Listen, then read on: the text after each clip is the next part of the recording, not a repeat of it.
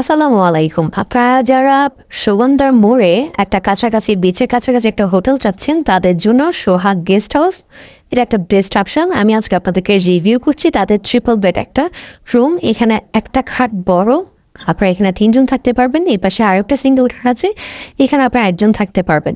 So overall রুমের interior যদি দেখি খুবই সুন্দর অ্যান্ড লাইটিং করা আছে। অ্যান্ড এই হোটেল থেকে আপনার বিচে যদি হেঁটে যান আপনার থেকে ওভারঅল 5 থেকে 6 মিনিট সময় লাগবে।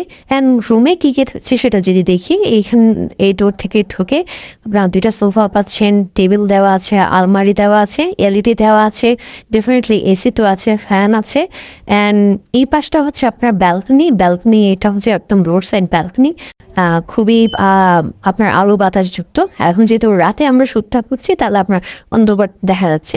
এপাশে 2টা বেড দেওয়া আছে, এই বেডে আপনারা 3 জন থাকতে পারবেন, এই বেডটাতে আপনারা সিঙ্গেল 1 জন থাকতে পারবেন। অ্যান্ড ওভারঅল ওই সাইডটা যদি আমরা দেখি, এখানে আপনার একটা ডেস্ক দেওয়া আছে, মিরর দেওয়া আছে, টেবিল সাইজ। অ্যান্ড এপাশে একটা ওয়াশরুম আছে যেটা হচ্ছে আপনার হাই কমোড।